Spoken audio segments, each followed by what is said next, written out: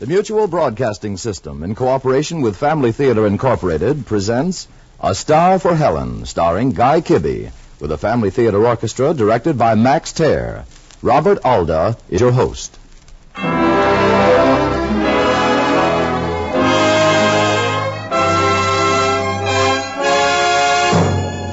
More things are wrought by prayer than this world dreams of.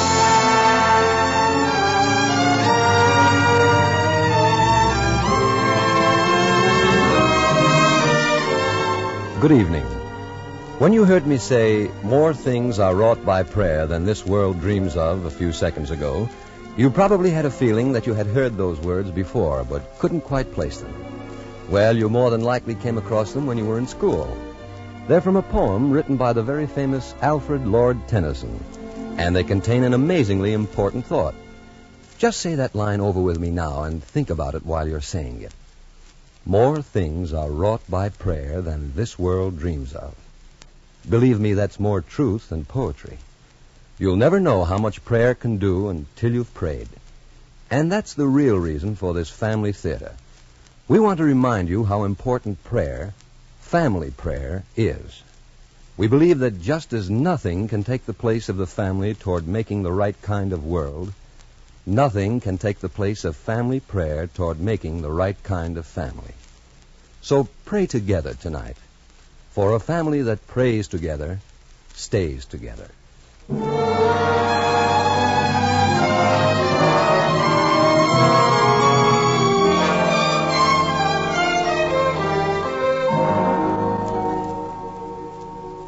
My name's Ed Brannigan.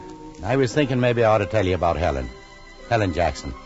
She's a nice kid, one of our tenants. Being as I'm the janitor of this house, I got to know the tenants. Been here for over 20 years. And I know Helen. She's the girl who sells perfume and soap and those nice-smelling things at the department store downtown. When Helen was a kid, 6 years old, she used to come down into the basement and talk to me. You see, I always made it a point to keep a bag of jelly beans handy. This is like it was. Hello, Mr. Brannigan. Hey, hello, Helen. School out already? Uh-huh. Been a good girl in school today? Uh-huh. I got another gold star in my book. Another one? It's for my ABCs. See? I'm proud of you, Helen. Let me see. Now, you got a gold star Monday, a gold star Tuesday, and a gold star Wednesday. And today, Thursday, another one. That's because I'm smart. And how's your behavior? Oh, I'm good in school. Are you always good? Oh, I'm always good. Now, look here, Helen. You wouldn't tell a lie to me, would you? No, Mr. Brannigan. It's a sin to tell a lie. My mother told me. That's right. It's a sin to tell a lie. Now, Helen, tell me something. What would you think of a little girl who cheated with gold stars? Cheated? With gold stars? Yeah. I mean, suppose a girl in 1B knew that every time she got a gold star, she'd get jelly beans. Just like I give you jelly beans every time you get a gold star. Now, suppose this little girl should go up to the 5 and 10 cent store and buy a box of her own gold stars, see? And suppose she pasted her own gold stars in her book. Just to fool people and get jelly beans. I didn't paste my own gold stars. Honest, Mr. Brannigan. Now, Helen? Honest, I didn't, Mr. Brannigan. Don't go away, Helen. Come here. Your mother wouldn't like you if she knew you told lies, would she? If you tell lies, you disobey God. And if you disobey your own mother.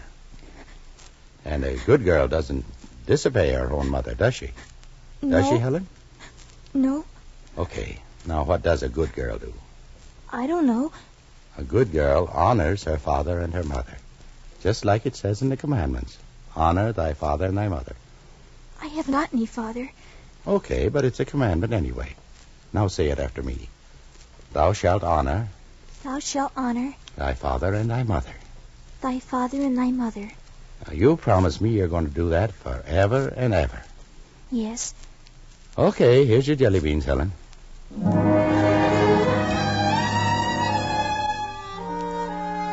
Yes, she was a skinny little brown-eyed thing, black hair, smart as a fox. She sure had me fooled for a while with that box of gold stars she bought at Woolworth's. Yeah, the kid was always hungry. Hungry for something. Jelly beans, donuts, but mostly for love. Kids love to be loved. And with Helen, well, her old man was dead, and her mother, Now, maybe I ought to tell you sort of confidential about her mother. When Helen grew up to be 12, this is like it was. Hello, Helen. Hello, Mr. Brannigan. You've been sitting out here all afternoon on that stoop. It's nice and sunny here on the steps. And how's school coming? Oh, it's all right.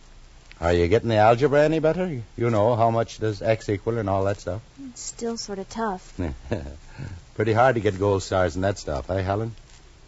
Remember the days long ago when you had your own box of gold stars? Seems so long ago. And remember down in the basement? Uh-huh. That was the day you told me about the fourth commandment. That's right. Honor thy father and thy mother. You never forgot that, did you, Helen? No, Mr. Brannigan. I've always remembered it. Hey, what's the matter, kid? It's nothing. Yeah, it's nothing. I've been watching you, Helen. Seen you sitting out there on the stoop plenty of afternoons. All by yourself. It's really none of my business, Helen, but well, I mean about your mother. She keeps drinking, Mr. Brannigan. I know, kid. For almost 2 weeks.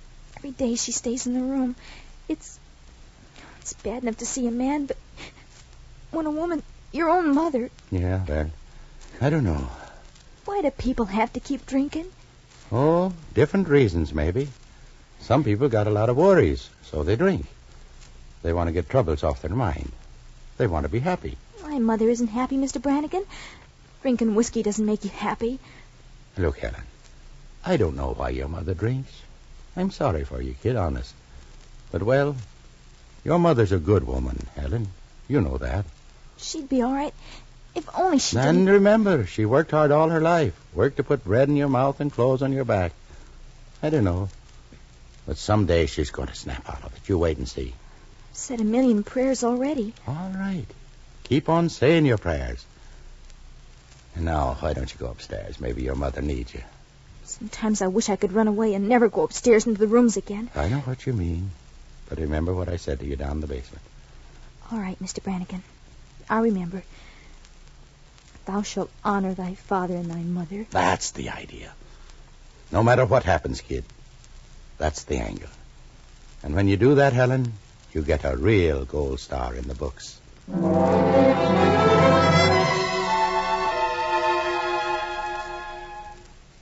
Of course, I'm only a janitor, and I don't know much about psychology and things like that.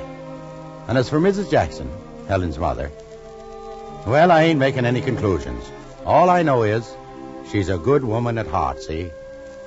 But she hits the bottle, and my heart bleeds for the kid, for Helen. Like the day when Helen was going to be graduated, for example. Oh.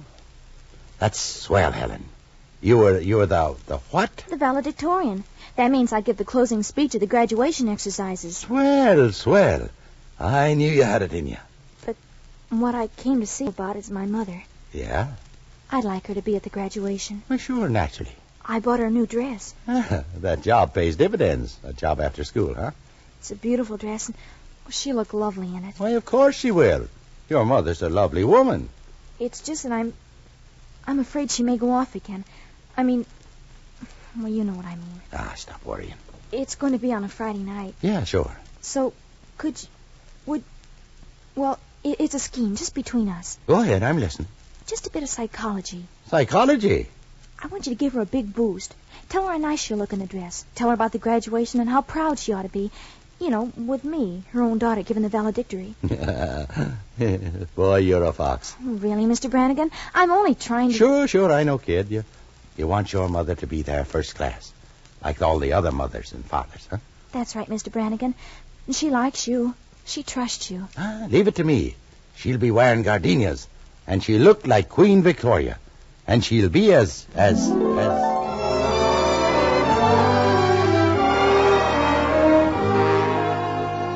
I was going to say she'd be as sober as a judge. I was going to say that to Helen.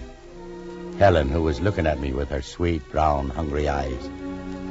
She's a swell kid, Helen is. But comes the graduation night. I'm walking upstairs to the Jackson flat. I'm knocking at the door. Oh, hello, Helen. I'm here. I'm going to take your mother to the graduation first class. Got a cab downstairs. It's all right, Mr. Brannigan. You needn't bother. Well, what's the matter, Helen? Mother doesn't... She doesn't want to go. Thanks anyway. What do you mean? Again? You mean... Hello, Mr. Brannigan. I was expecting you. Are we ready for the graduation? Go inside, Mom. Back in the room. Oh, don't push me. Go back in the room. Oh, that's your children for you, Mr. Brannigan. No respect. Go back into the room. What are you yelling about? It's all right, Helen. It's not all right. It's not all right. It's awful. Oh, you make me tired. No sense. Not an ounce of sense in your head. I'm sorry, Helen. I thought she'd be okay. I tried hard. Thanks anyway. Thanks for everything, Mr. Brannigan. Come here. Come out in the hall. Close the door. Now look at me straight, kid. You're 17 years old, almost a woman. I want you to go down there and give your valedictorian speech, see. Forget about up here. Leave it to me. You go down there to that graduation and be a credit, not only to yourself, but also... A credit to my mother, too. Is that it? Don't say it like that, Helen. Be a credit to your mother.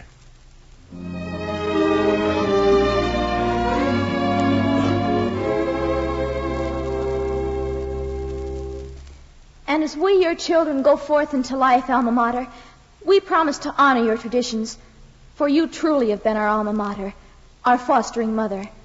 You have opened our eyes to the beauties of the arts and sciences. You've guided us, your children at your knee. You've nourished us and pointed the way like a true mother to a better and richer life.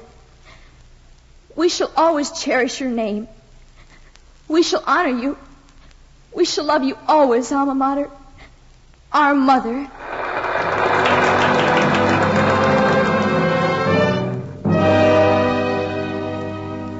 And so the kid gets graduated, like millions of other kids. And she goes to work, also like millions of other kids. Like yours and mine, for instance. For 3 years she worked down in the department store. She sells colognes and fancy bath salts and things like that. To see Helen standing there behind the counter with her nice fine eyes looking at you over the little bottles of perfume, you'd never think she had a worry in the world. For 3 years she works like that. Then one afternoon, plink, the fireworks start up in the Helen's house. But Helen, maybe you're making a mistake. I've got my mind made up, Mr. Brannigan. Just help me with the bags, please. Where are you going? I'll find rooms. I want to see how normal people live. You're walking out on me, Helen. Walking out on you? Why, you drunken... Easy, Helen, easy. All your life you've been walking out on me. For 15 years I've put up with your drunken promises. I was willing to do it. I was ready to spend the rest of my life supporting you, if you would only try to live like a decent human being, like other people. Well, I'm sick and tired of this rotten routine. I'm tired of making excuses to people, to my friends, keeping them away. I'm tired of being shamed and disgraced. I didn't know what I was doing, Helen. I didn't mean to go down to the store today. What happened, Helen? Ask the girls at the department store. Ask the boss, the customers. Ask everybody. Sure, maybe I'm proud. Maybe I should forget it. Forget the whispering and the talking. But they've got me labeled now, like one of the bottles on the shelf. Helen Jackson. Poor girl. Alcohol base.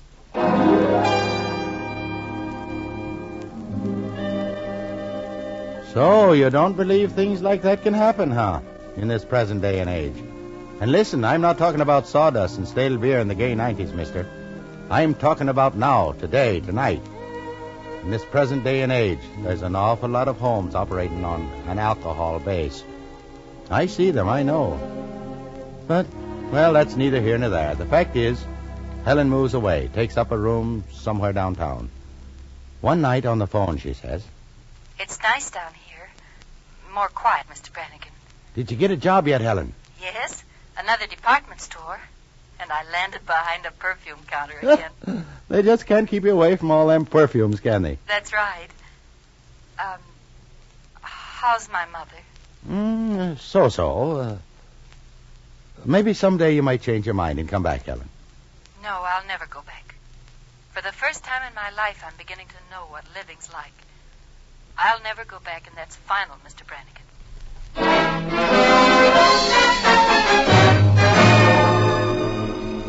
Well, you see, that was the situation. Same old story.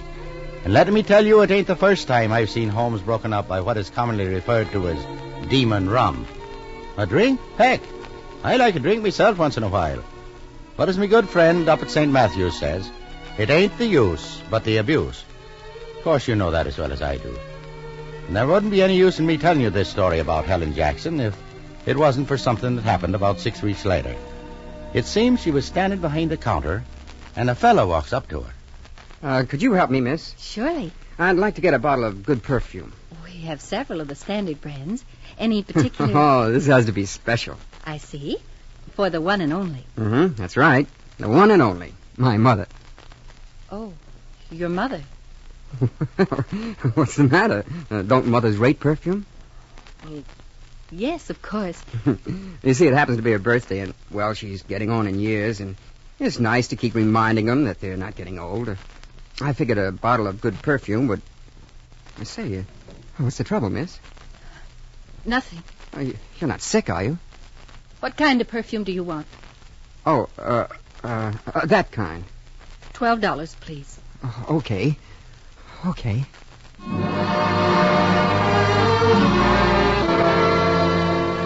Now, that was like on a Tuesday. On Wednesday night, what do you think happens? This is a nice place, Joe. I thought you'd like it. You know, these booths make it kind of cozy. But, to get back to my favorite subject, I had a hard time forgetting the way you looked at me over the counter yesterday. That why you made the dinner date? Maybe. You know, I like lonesome people. What makes you think I'm lonesome? Your eyes, the way you look at me, the way you speak. Am I that tragic? I didn't say you were tragic. I said you looked lonesome. And I like lonesome people.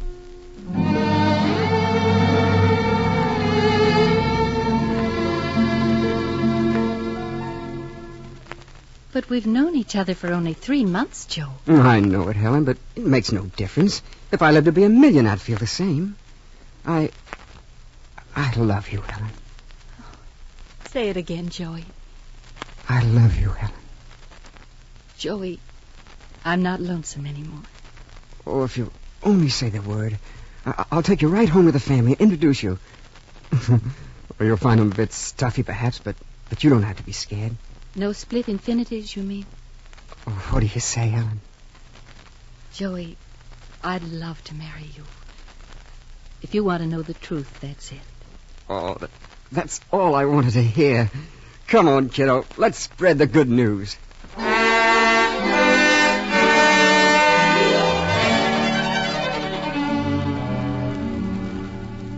Oh, you were wonderful tonight in there. I told you the family would like you. You'd better take me home now, Joe. Oh, what's the rush? Let's stay here in the garden for a while. Well, really, I'm tired tonight. Oh, sure you are. But I'm going to fix that up forever. Helen, I never knew until tonight that you were practically an orphan. Your folks wanted to know, Joe. They were curious about background. That's why I told them about my father. He died when I was too young to remember. Yes, and your mother died when you were 12? Yes. My mother died when I was 12. Oh, if she was anything like you, Helen, she must have been a beautiful woman. My mother was. She was a lady, Joey.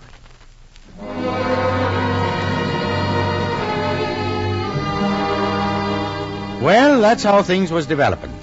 So a couple of nights later, I'm sitting in my room and I hears a knock on the door. Come in. Why, Helen, what are you doing back here? Hello, Mr. Brannigan. I came back to pick up some papers. Papers? Personal stuff, birth certificate and letters. Is my mother upstairs? No, I saw her go out about 10 minutes ago, Helen. That's good. It'll be easier with her out of the way. Well, you seem to be in a big hurry, young lady. I am. Joey and I are getting married this month. Oh, that's very nice, Helen.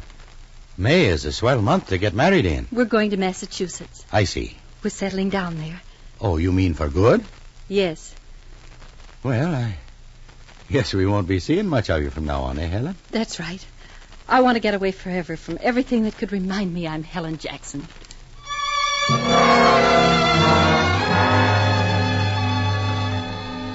Well, we went upstairs together, Helen and me. The flat was, well, still sort of dingy looking. I could almost see Helen shiver when she went in. She walked straight to her room and got the papers. Then all of a sudden, Helen was looking at something. It was lying on the chair. It was a book. A nickel composition book. That's an old book of yours, Helen. The one you used in first grade, remember? Where did she get it? I don't know. She must have saved it all these years. Your mother was always proud of the gold stars you got, Helen. You mean she's been saving this book? Yeah. She takes it out lots of times. And Helen, she looks at it. And she always says to me, Helen got more gold stars than any kid in the world. Yeah. Gold stars. You know how parents are, Helen. They're proud of the things you get in school. Even as far back as 1A and 1B. Gold stars. Maybe you better be leaving now, Helen. She might be back any minute. All right. Oh, you might as well take this book with you. After all, they're your own gold stars.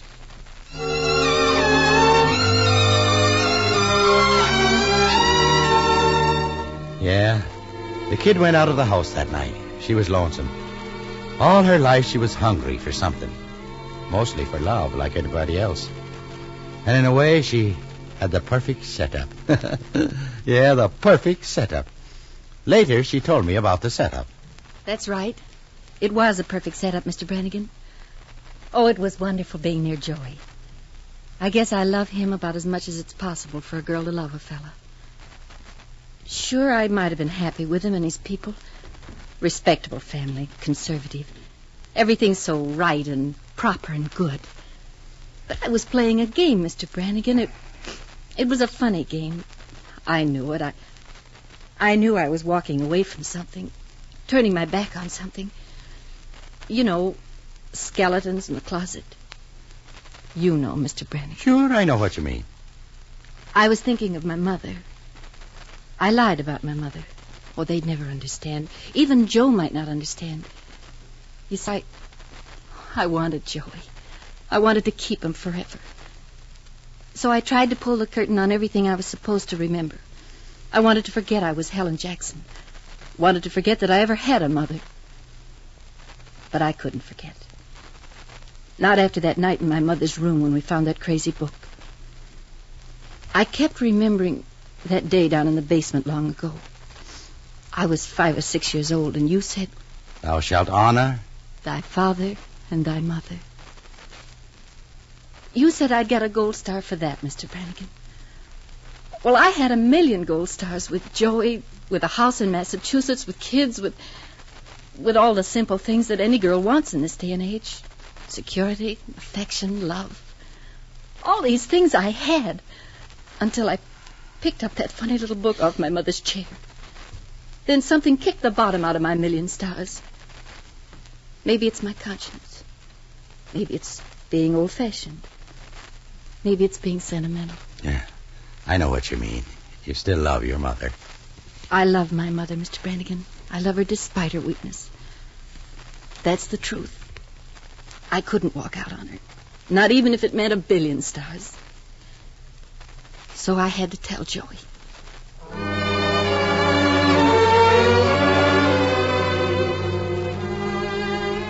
So I'm waiting on the stoop that night. The moon is big and yellow, coming up behind the Triborough Bridge. Then I hear footsteps along the street. I'm waiting for those footsteps. Helen's. She's carrying her suitcases. Hello, Mr. Brannigan. Been expecting you tonight, Helen. Why? Oh, I understand you called off something off today. A marriage or something, I think. Who told you? A guy who's waiting out there in the hall for you. Hello, Helen. Joey. How did you know where I live? Now, don't ask so many questions, Helen. Now, why don't you two people sit out here on the stoop? Maybe you got something to talk over. I got a little work to do in the basement. Yeah, when you're a janitor, your work is never done. Well, what are you going to say, Joey? You were willing to come back to this? That's right. To my mother. It's not your style, is it, Joey? No gardens to walk in. Helen, all of a sudden, the picture is getting clearer. You know, I never really knew you till now. Why, I think you're the nicest and bravest thing I've ever met. You've got to believe me. I mean, well, you're the kind of a girl a fellow needs. Sure, you were ashamed. I guess there's lots of people with lots of troubles. Lots to be ashamed of. They call them crosses. The crosses you've got to bear. Helen, may I help you carry some of the load? You mean that? Oh, Joey, hold me and never let me go.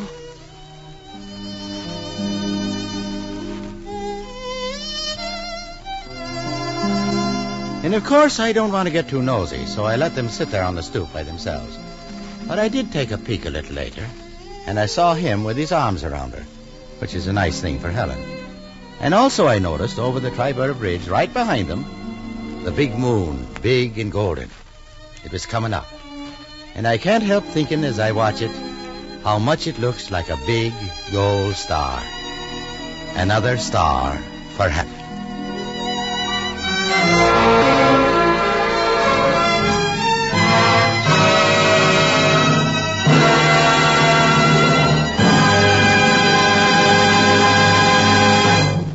Before we say goodnight, I want to say we hope you'll put our suggestion that you pray together as a family to work tonight.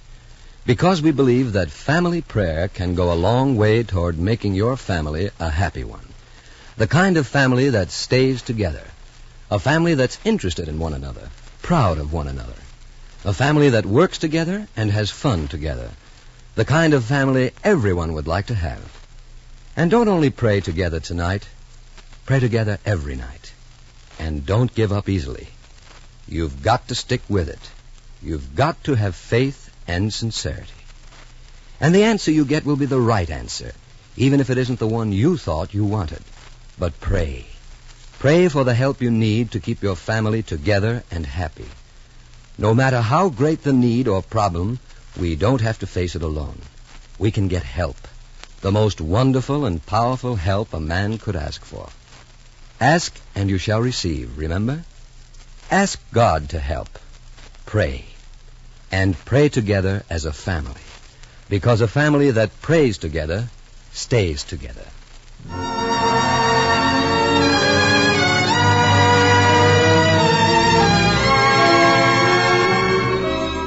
Before saying goodnight, I'd like to thank Guy Kibbe for his performance as Mr. Brannigan and Betty Arnold for her portrayal of the older Helen. A special word of thanks also to Timothy Mulvey for writing tonight's play and to Max Terr for his music. Mel Williamson and John Ryder produced and directed the program. Others who appeared in our play tonight were Mary Lou Harrington, Grace C. Lavinda, and James Eagles. Next week, our family theater stars will be John Lund, Maureen O'Sullivan, and Ann Blythe in Three-Way Love. This is Robert Alder bidding you good night and God bless you.